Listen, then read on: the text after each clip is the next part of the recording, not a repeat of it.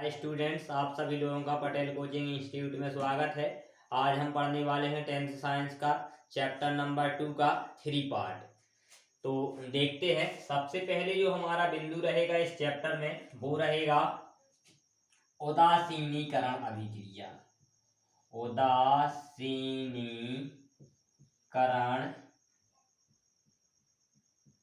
अभिक्रिया।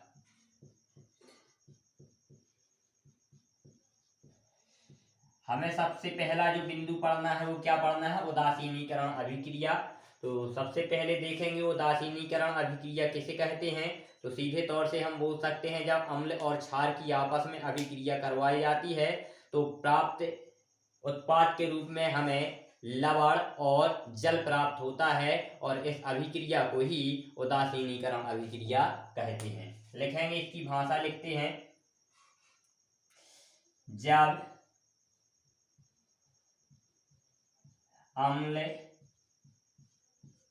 और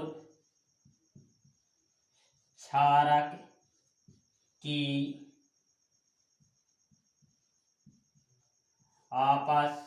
आपस में अभिक्रिया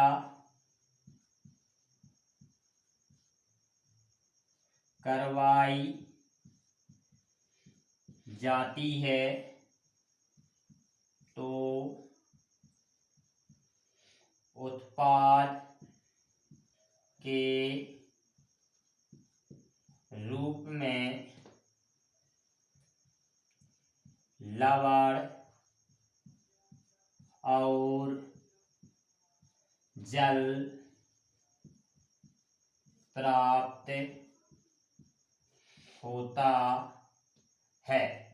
प्राप्त होता है। इस अभिक्रिया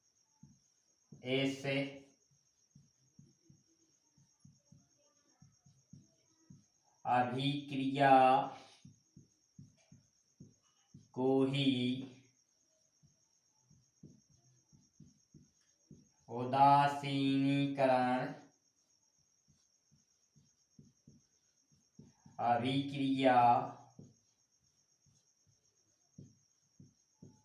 कहते हैं। तो सीधे तौर से हम क्या बोल सकते हैं? जब अम्ल और क्षारक की आपस में अभिक्रिया करवाई जाती है तो उत्पाद के रूप में लवण और जल प्राप्त होता है और इस अभिक्रिया को ही उदासीनीकरण अभिक्रिया कहते हैं। इसका हम एग्जाम्पल लेंगे। HCl। HCl क्या होगा? हमारा अम्ल होगा। HCl क्या है? अम्ल प्लस NaOH। NaOH क्या है? यह हमारा क्षारक है। जब अम्ल और क्षारक की आपस में अभिक्रिया करवाएंगे तो क्या बनेगा? यहाँ से क्लोरीन, यहाँ से सोडियम, तो बनेगा NaCl प्लस यहाँ का एक हाइड्रोजन, यहाँ पर एक हाइड्रोजन, दो हाइड्रोजन और एक ऑक्सीजन आपस में मिलकर क्या बना देंगे? जल बना देंगे। तो ये हमारा क्या बना हुआ है? लवण बना हुआ है। और ये क्या बना हुआ है? जल बना हुआ है। तो इस प्रकार से उत्पाद के रूप में लवण और जल प्राप्त होगा जब हमारा, तो यह कौन सी अभिक्रिया कहलाएगी? उदासीनीकरण अभिक्रिया कहलाएगी। अब आगे हम देखते हैं इसके बाद में। तो ये तो समझ में आ गया होगा। आगे हम देखते हैं।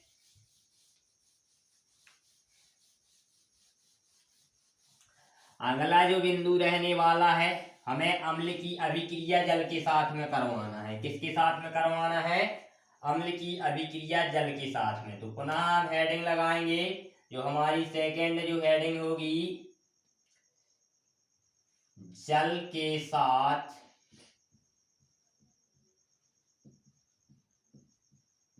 अम्ल की क्रिया। तो हम यहाँ पर इसको लिखेंगे कि जब हम जल के साथ में अम्ल की अभिक्रिया करवाएंगे तो क्या होगा। तो लिखेंगे, जब अम्ल की क्रिया जल के साथ करवाई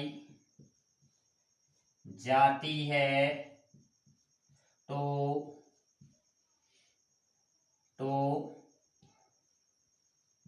उत्पाद के रूप में हाइड्रोनियम आयन H3O+, इसे क्या पढ़ते हैं, हाइड्रोनियम आयन, और Cl- आयन प्राप्त होते हैं। तो जब हम अम्ल की अभिक्रिया जल के साथ में करवाएंगे तो उत्पाद के रूप में H3O+ ये हाइड्रोनियम आयन और एक Cl- आयन प्राप्त होते हैं। अब हम इसका एग्जाम्पल लिख लेते हैं भैया। एग्जाम्पल क्या हो जाएगा, ए हो जाएगा हमारा H2O और ए हो जाएगा HCl। तो जब हम इसकी अभिक्रिया करवाएंगे तो यहाँ पर जैसे अगर हम बोले तो इसका आयनन होगा, क्या होगा, इसका आयनन होगा तो H+ और OH- में बनेगा। तो डायरेक्ट हम यहाँ पर लिखेंगे क्या आएगा, H3O+ और Cl- आयन। तो ये क्या है, हमारा जल है। ये क्या है, ये है अम्ल। उत्पाद के रूप में ये हाइड्रोनियम आयन और ये क्या है, क्लोरीन आयन। तो सीधे तौर से हम बोल सकते हैं जब अम्ल की जल के साथ अभिक्रिया करवाई जाती है तो उत्पाद के रूप में हाइड्रोनियम आयन और Cl- आयन प्राप्त होते हैं। अब हम देखते हैं अगला जो हमारा बिंदु रहने वाला है वो है हमारा, अभी हमने अम्ल के साथ देखा है, अब हमें किसके साथ में देखना है, क्षारक की क्रिया, जल के साथ क्षारक की क्रिया। तो हमारा अगला जो बिंदु होगा तो बहुत ही आसान तरीके से पढ़ना है। अगर आपको यह अभिक्रियाएं समझ में नहीं आ रही हैं तो इससे पहले कुछ वीडियो अपलोड किए गए हैं, उनको आसानी से आप देख सकते हैं और ये अभिक्रियाएं आपसे बन जाएंगी। अगला लिखना है, क्या लिखेंगे हम, जल के साथ क्षारक की क्रिया। तो इसमें हम क्या लिखेंगे, जब जल के साथ क्षारक की क्रिया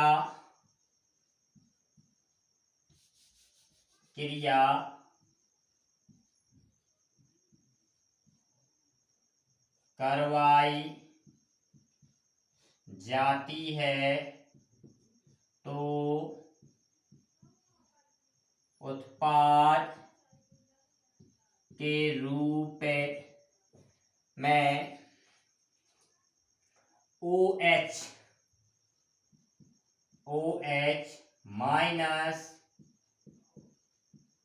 आयन प्राप्त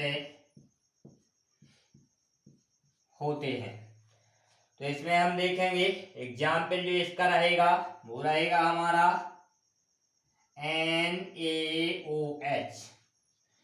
ये हमारा क्या है, सोडियम हाइड्रोक्साइड। क्या रहेगा, सोडियम हाइड्रोक्साइड। इसे हमें किस में मिलाना है, H2O में घोलना है, जल में घोलना है। तो ये क्या बनाएगा, Na+ बना देगा और OH- आयन।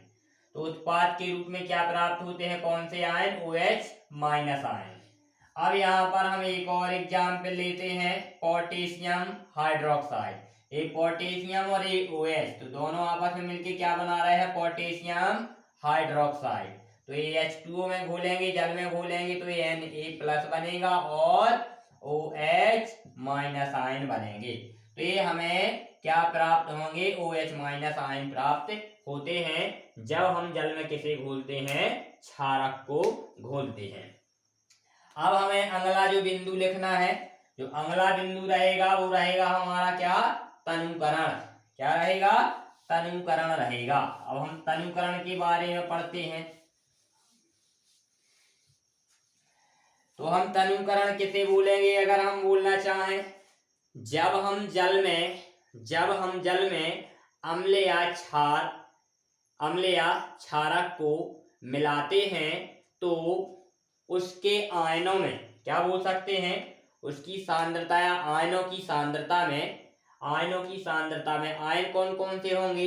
अभी हमने जब अम्ल की अभिक्रिया करवाई जल से तो H3O+ और क्षारक की करवाई तो OH- आयन, तो इनकी एक मतलब प्रति इकाई सांद्रता में क्या आ जाती है, आयतन में कमी आ जाती है। तो इसे ही हम क्या बोलते हैं, तनुकरण। तो लिखेंगे हम तनुकरण की डेफिनेशन लिख लेते हैं तो और अच्छे से समझ में आ जाता है। तनुकरण, अगर हम तनुकरण को देखना चाहें तो क्या हो जाएगा, तनुकरण तो लिखेंगे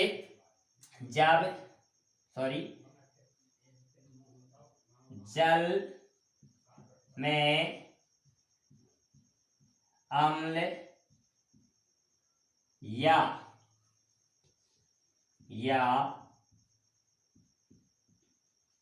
क्षारक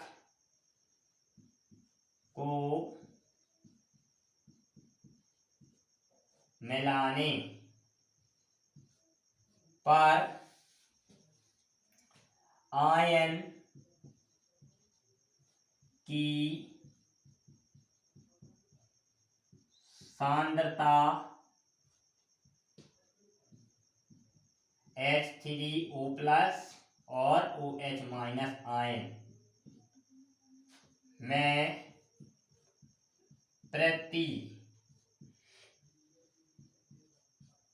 प्रति इकाई आयतन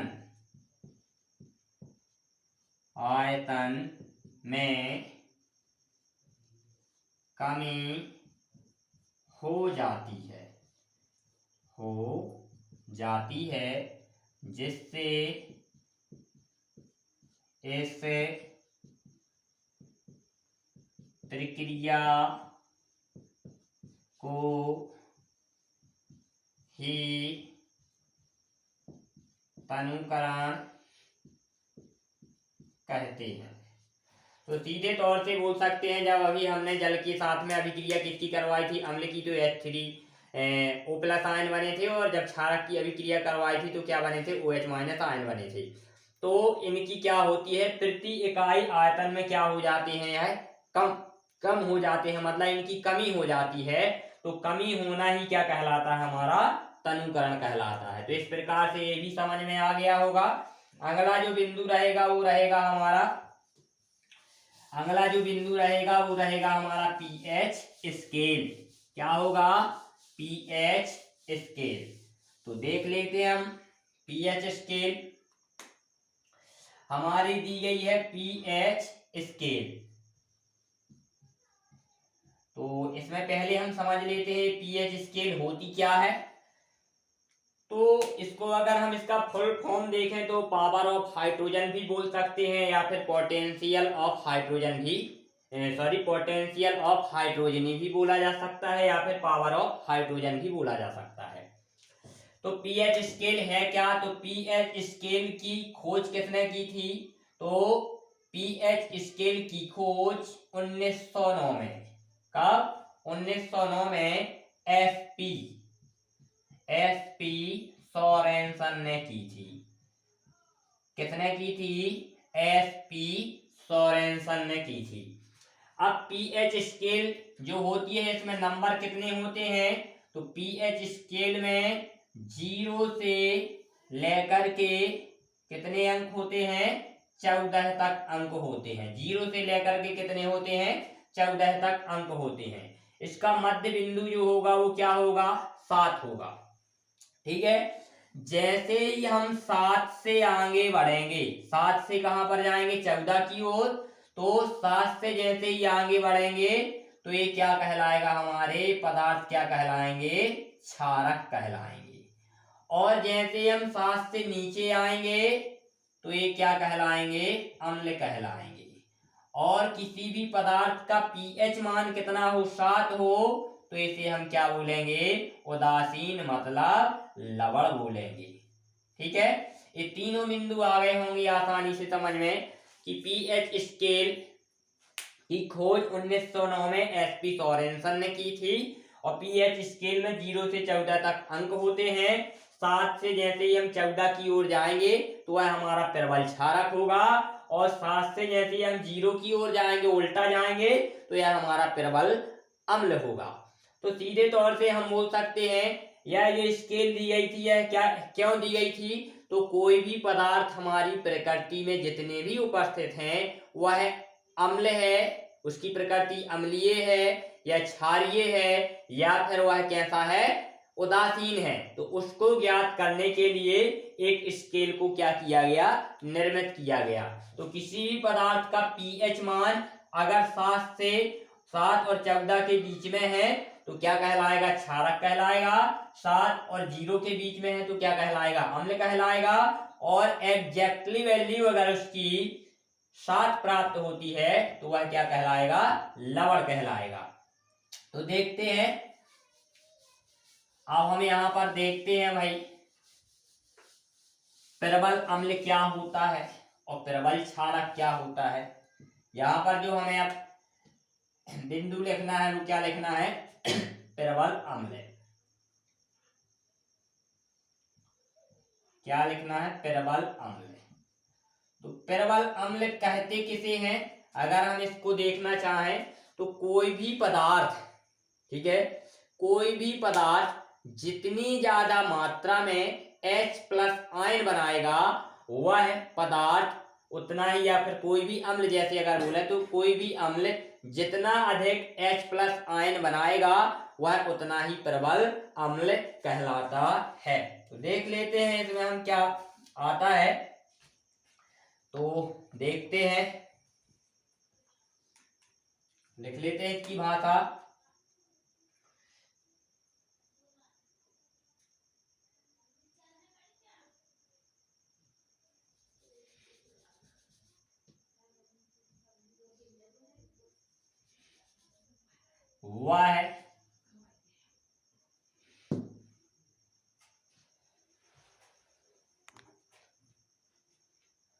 वह है अम्ल, वह है अम्ल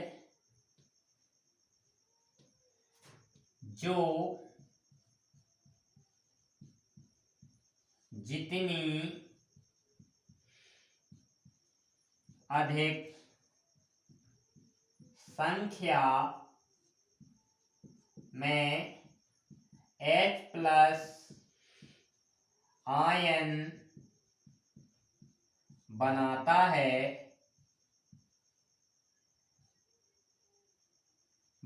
है वह अम्ल उतना ही प्रबल होता है। सीधे तौर से हम बोल सकते हैं वह अम्ल जो जितनी अधिक मात्रा में, या फिर कोई भी अम्ल जितनी अधिक मात्रा में, ठीक है, कोई अम्ल, वह अम्ल जो जितनी अधिक मात्रा में H+ आयन बनाता है वह अम्ल उतना ही अधिक, यहाँ क्या जोड़ लेना है, अधिक प्रबल होता है। क्या होता है, वह अम्ल जो जितनी अधिक संख्या में H+ आयन बनाता है वह अम्ल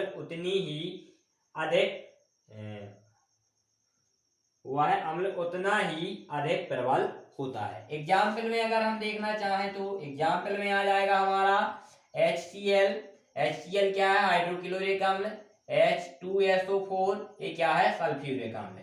जो ये अम्ल दिए गए हैं यह क्या करेंगे, H+ आयन उत्सर्जित करते हैं। तो क्या बोल सकते हो, वह अम्ल जो जितनी अधिक संख्या में H+ आयन बनाएगा वह अम्ल उतना ही अधिक प्रबल होता है। एग्जाम्पल में हमें ये लिख लेना है। अगला लिखना है अब हमें क्या, प्रबल क्षारक। क्या लिखना है, प्रबल क्षारक। प्रबल क्षारक, प्रबल क्षारक। तो प्रबल क्षारक हम किसे बोलेंगे, इसकी सबसे पहले डेफिनेशन देख लेते हैं। तो वह पदार्थ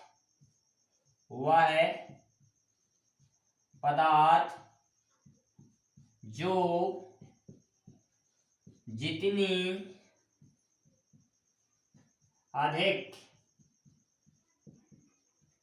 संख्या में OH माइनस आयन बनाता है वह उतना ही अधिक प्रबल क्षारक होता है।